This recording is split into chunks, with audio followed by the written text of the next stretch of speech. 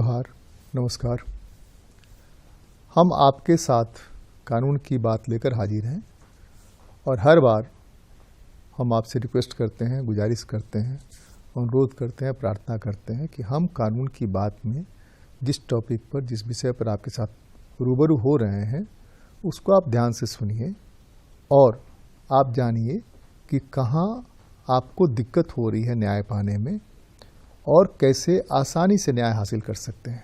बहुत सारे मामलों में जो पहले भी आपको बताया था, एससी हैं, एसटी हैं, महिलाएं हैं, विकलांग हैं, इन लोगों की निःशुल्क कानूनी सहायता सुप्रीम कोर्ट तक उपलब्ध है। जिनकी आय 3 लाख से कम है उनके लिए भी निःशुल्क कानूनी सहायता उपलब्ध है। और अब तो अलग अलग कई मंच हैं जिन मंचों पर जा कर के बगैर एडवोकेट के आप सीधे अपनी बात रख सकते हैं, अपनी शिकायत और शिकायत का निपटारा करा सकते हैं। बात सुनने की है, गुनने की है और जो लगे वो दूसरों तक पहुंचाने की है। इसलिए हो सकता है जब हम आपके साथ बात कर रहे हो, आपके सामने टीवी पर उपस्थित हो, उस समय और लोग नहीं हो जिनको ये जानकारी नहीं मिली, तो आप उनको बताइए कि यह भी रास्ता है न्याय पाने का। आज हम बात कर रहे हैं, कई तरह के अलग अलग मंच बने हैं इसलिए कि अदालतों में करोड़ों मामले जो है पेंडिंग्स पड़े हुए हैं। कहीं जज की कमी है, कहीं इंफ्रास्ट्रक्चर की कमी है, बहुत सारे कारण हैं। डेट पर डेट मिल रहा है, 30-30 साल, 35-35 साल तक के मामले पड़े हुए हैं। उन मामलों के निपटारे के लिए कोर्ट्स ने भी अलग अलग फोरम बनाए हैं और आप खुद उस फोरम में जाने के लिए कोर्ट में अगर हैं तो आप मांग कर सकते हैं संबंधित जज से। कैसे, इन सारी बातों पर हम चर्चा करेंगे। हमारे साथ चर्चा करने के लिए एक्सपर्ट मीडिएटर दीनानाथ पेंटे जी हैं। स्वागत है आपका। जी नमस्कार। नमस्कार। एक तो बताइए कि ये जो अलग न्यायिक विवाद निपटारा मंच बने हैं वो सब क्या है और कैसे आदमी वहां पहुंच सकता है? जी जी जी मैं संक्षेप में इसकी पृष्ठभूमि आपको बताता हूं। जैसा कि हम लोग सभी जानते हैं कि किसी भी सभ्य समाज की पहचान वहाँ की न्याय व्यवस्था में होती है और ये कहा जाता है कि justice delayed is justice denied. जो विलंबित न्याय है वह अन्याय के समकक्ष है। अब भारत में यह स्थिति है कि हमारे पूरी न्याय व्यवस्था में 5 करोड़ से ज़्यादा मामले लंबित हैं विभिन्न न्यायालयों के समक्ष। कई मामलों में ऐसा होता है कि अपने जीवन पर्यंत लोग उस न्याय की गुहार लगाते रहते हैं लेकिन न्याय नहीं प्राप्त कर सकते हैं। ऐसे में ये पाया गया कि इस व्यवस्था को सुधार कैसे लाया जाए, इसको चुनौतीपूर्ण ढंग से कैसे हम लोग कहाँ से प्रेरणा लें। तो ये देखा गया कि परंपरागत भारतीय व्यवस्था में भी एक न्याय प्रणाली थी जिसको हम लोग पंच या पंचायतों की न्याय व्यवस्था कहते थे। उसी से प्रेरित होकर आपको स्मरण होगा कि जस्टिस PN भगवती के प्रयासों से यह सोचा गया कि परंपरागत जो न्याय की प्रक्रिया है उससे इतर, जिसको हम लोग ऑल्टरनेट डिस्प्यूट रिजोल्यूशन कहते हैं, वैकल्पिक विवाद निष्पादन, उसकी कोई व्यवस्था जब तक नहीं होती है तब तक ये चुनौती को हम लोग सफल सामना इसका नहीं कर सकते हैं। इसी प्रयास से आपको याद होगा कि 1987 में पहली बार हमारी जो कोड ऑफ सिविल प्रोसीजर है 1908 का, उससे इतर एक ऐसा फोरम बनाया गया, एक ऐसा मंच बनाया गया, उसको कहा गया कि लीगल सर्विसेज अथॉरिटीज एक्ट 1987। उसके ये प्रावधान थे, वह पहला प्रयास था कि कोर्ट रूम से इतर, कोर्ट प्रीमाइसेस से बाहर भी आप न्याय पा सकते हैं। जो न्याय की अगर द्रुत या तत्काल नहीं है तभी अविलंब है और वो खर्चीला भी नहीं है। इसके 2 पहलू थे कि न्याय खर्चीला नहीं हो, सामान्य जन के लिए वह अफोर्डेबल हो और वह अविलंब हो, इतना विलंबित नहीं हो कि उनकी आपकी जिंदगियां उसमें बस जाए। तो ये काफ़ी एक सफल प्रयोग हुआ। उसके बाद फिर दूसरा जो उसमें कदम आया वो आया आर्बिट्रेशन और कंसिलेशन एक्ट के रूप में, वो 1996 में आया। अब इसके कारण यह हुआ कि आप कोर्ट रूम की प्रक्रिया से गुजरे बगैर कोर्ट से बाहर, उसको आउट ऑफ कोर्ट कहेंगे, न्याय पा सकते हैं। तो इसमें क्या है कि ये जो आर्बिट्रेशन एंड कंसिलिएशन एक्ट है, इसमें प्रावधान यह है कि कोर्ट में तो आप जज तय नहीं कर सकते हैं, आप निर्णय तय नहीं कर सकते हैं, आप उसका समयावधि भी तय नहीं कर सकते हैं।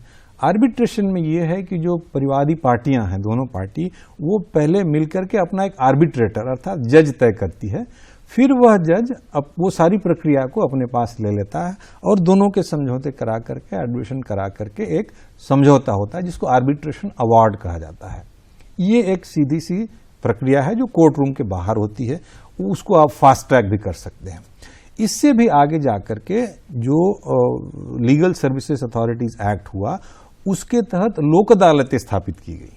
लोक अदालत का उद्देश्य, प्रमुख उद्देश्य ये था कि कोई भी व्यक्ति जो पीड़ित व्यक्ति है, जो न्याय पाना चाहता है, वह लोक अदालत के समक्ष बिना वकील के, बिना कोर्ट फीस के अपनी गुहार लगा सके, न्याय की अपना प्रार्थना न्यायालय के सामने रख सके और वह न्यायालय तत्काल रूप से, अविलंब रूप से उस पर कार्रवाई करे। तो ये दोनों तीनों प्रक्रियाएं एक साथ चली।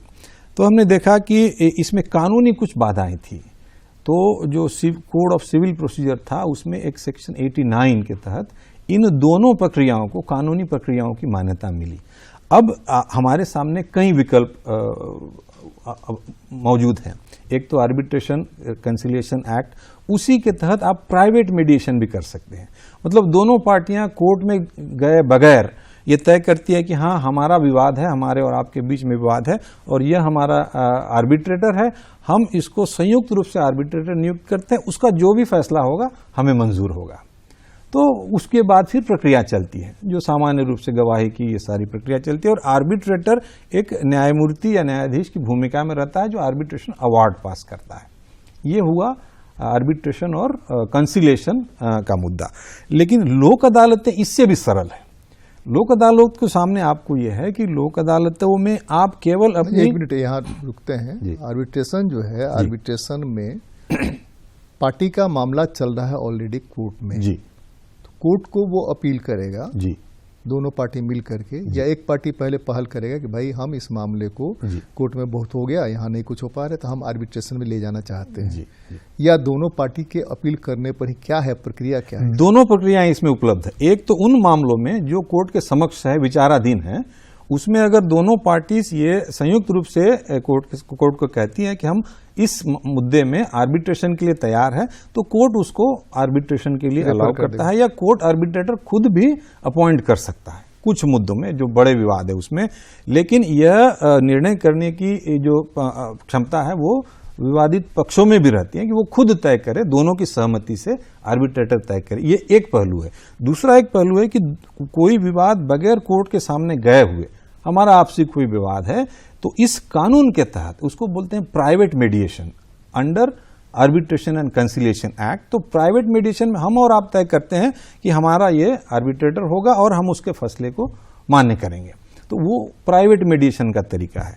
लेकिन दूसरा जो नॉर्मल जिसको मीडिएशन कहते हैं, जो कि लोक अदालत मीडिएशन पर आ रहे हैं, पहले जो प्राइवेट ये आर्बिट्रेटर है जी, ये आर्बिट्रेटर है जी, तो आर्बिट्रेटर जो है वो एक अस्थाई आर्बिट्रेटर का पोस्ट है जहां आर्बिट्रेटर बैठता है जी।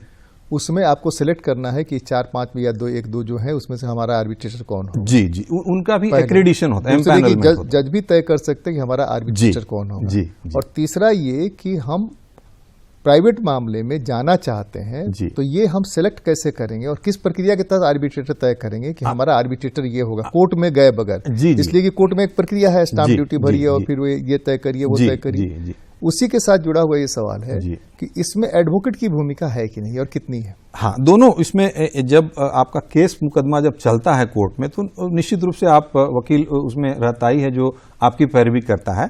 तो आर्बिट्रेशन में भी वकीलों की भूमिका जारी रहती है, जो कोर्ट में चाहे तो रख सकते हैं। हाँ, आप चाहे तो रख सकते हैं, क्योंकि बड़े जो मामले होते हैं, जो कॉम्प्लिकेटेड केसेस होते हैं, क्योंकि यहाँ सारा कानूनी पक्ष भी आपको आर्बिट्रेटर के सामने रखना होता है, इसलिए वकीलों की भूमिका आर्बिट्रेशन में समाप्त नहीं होती है या कम नहीं होती है। और प्राइवेट मीडिएशन में जो एम्पैनल आर्बिट्रेटर होते हैं, देश भर में ऐसे हैं, सुप्रीम कोर्ट के स्तर पर है, राज्यों के स्तर पर है, तो उनमें से आप कोई भी व्यक्ति, उस आर्बिट्रेटर्स में क्या है, उसके स्पेशलाइजेशंस होते हैं। जैसे कोई अगर 2 कंपनियों के बीच पेट्रोलियम का कोई विवाद है, तो उस तरह के उस क्षमता वाले आर्बिट्रेटर की एक मान्यता जब तक नहीं होगी, वो पैनल में नहीं होगा, तब तक वो सही न्याय हो नहीं सकता है। तो उस तरह के योग्य और सक्षम आर्बिट्रेटर को आप संयुक्त रूप से उसके विचाराधीन ये मामला देख सकते हैं। ये सारा आर्बिट्रेशन और कंसिलिएशन का मामला हो गया। अब इससे भी सरल जो हमने कहा वो लोक अदालतों की प्रक्रिया है। दो तरह की लोक अदालतें हैं। ये है, एक लोक अदालत है जो नियतकालिक है, मतलब हर महीने लोक अदालत होगी, हर त्रैमासिक आधार पर राष्ट्रीय लोक अदालत होगी। उसमें आप कोई भी आपका जो विवाद है, परिवाद है, उसको लोक अदालत के समक्ष रख सकते हैं। वहां से सीधे ले जा सकते हैं या कोर्ट से भिजवा सकते हैं? दोनों तरीके हैं इसमें। आप सीधे भी लोक अदालतों के समक्ष इन मुद्दों को ले जा सकती है, और जो कोर्ट के विचाराधीन हैं, जो कंपाउंडेबल ऑफेंसेस है, उसको कोर्ट भी लोक अदालत के सामने पेश कर सकती। ये तो नियतकालिक लोक अदालत होगी। एक परमानेंट लोक अदालत है, जो कोर्ट की तरह परमानेंट लोक अदालत ही है, जहां आप बिना फीस के, बिना वकील के खुद भी मुकदमा आपका दायर कर सकते हैं, आपका परिवाद दायर कर सकते हैं।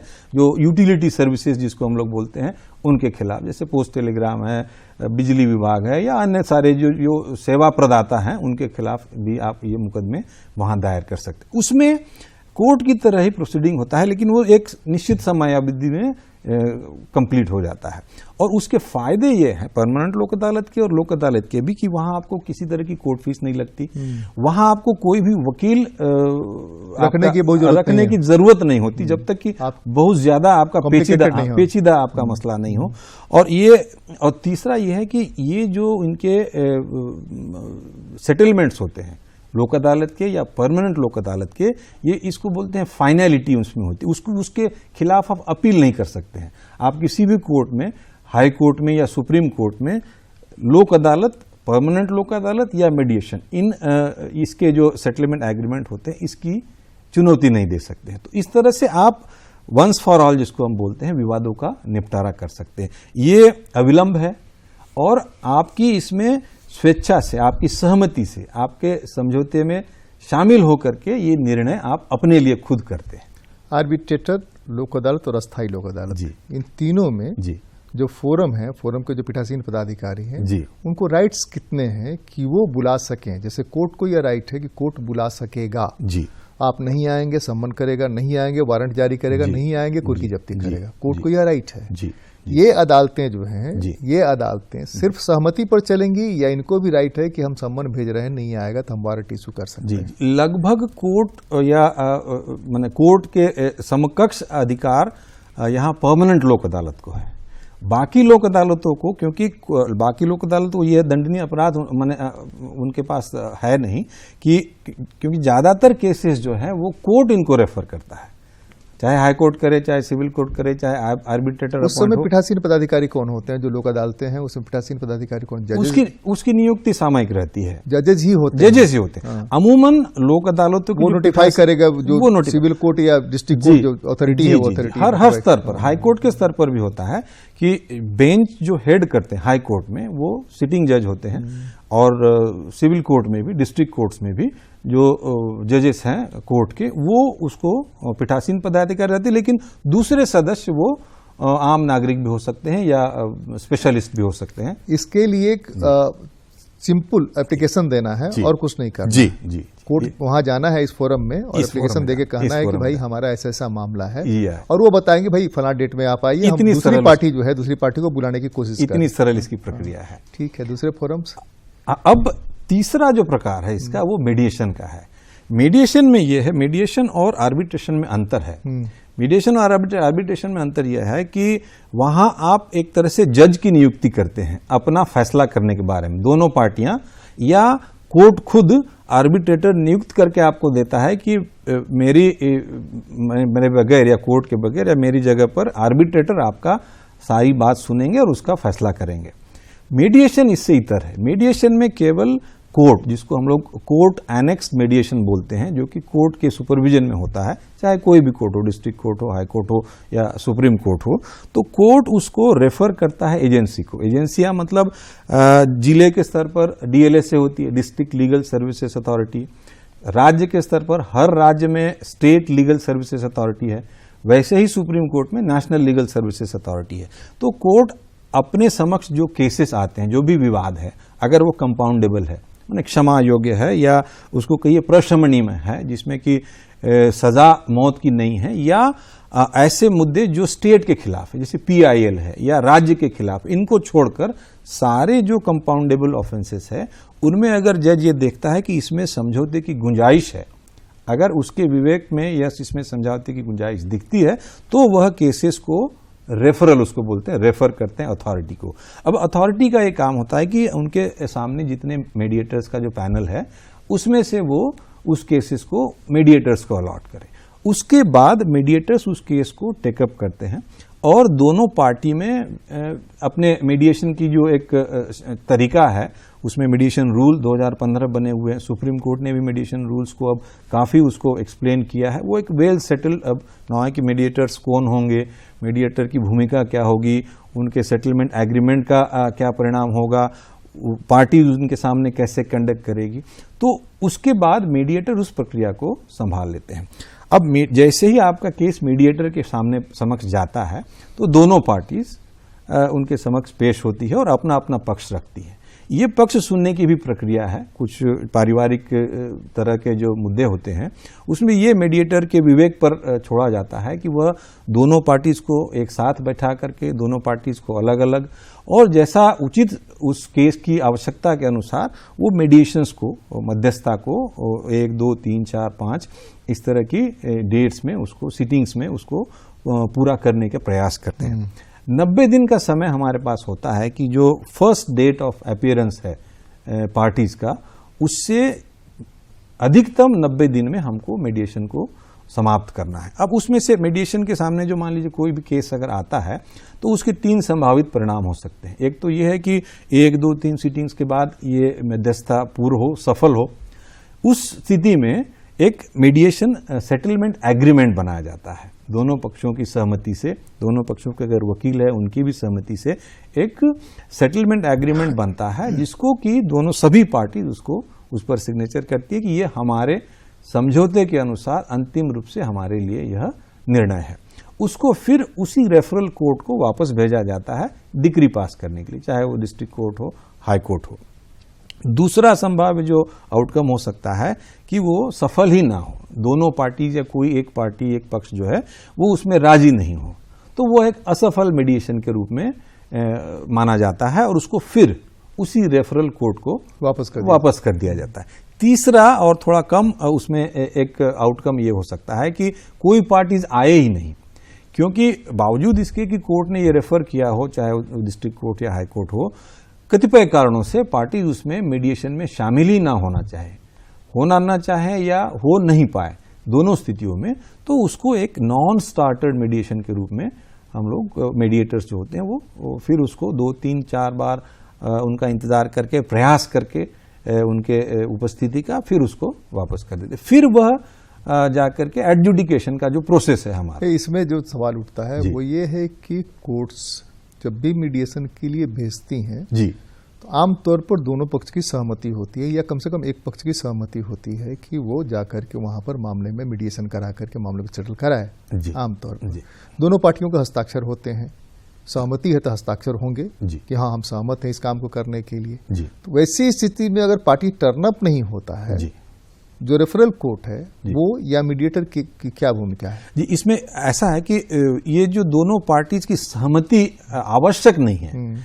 कई मौकों पर दोनों पार्टीज के वकील आपस में या कोर्ट के समक्ष ये सहमति प्रदान कर देते हैं कि हम मीडिएशन के लिए तैयार हैं, लेकिन खास तौर से जो हाई कोर्ट के स्तर पर जो अपीलेट अथॉरिटीज हैं उनके सामने जब केसेस जाते हैं तो उनका जो प्रथम जो क्राइटेरिया रहता है कि यह केस एक तो कंपाउंडेबल है और इसमें सहमति की या समझौते की गुंजाइश जज खुद देखते हैं कि नहीं हो सकती है, तो वो बिना अनुमति के भी कई मुद्दों में हम ये देखते हैं कि कई मुद्दों में दोनों पार्टीज खुद से जज को कभी कभी ये कहती है, कोर्ट को ये कहती है, न्यायाधीश को, कि हम इसमें समझौते के लिए तैयार हैं। लेकिन अमूमन ऐसा होता है कि अपील में कंपाउंडेबल नेचर और समझौते की गुंजाइश, ये 2 केवल क्राइटेरियाज होते हैं जिसको देख करके जज उनको रेफर करते हैं। तो इस कारण से कई बार ये होता है कि पार्टीज इससे अनभिज्ञ रहती हैं कि हमने अपील कर दी। होता यह है कि जब आप अपीलेट कोई किसी जिसको चुनौती देते हैं हाई कोर्ट में या ऊपरी कोर्ट में,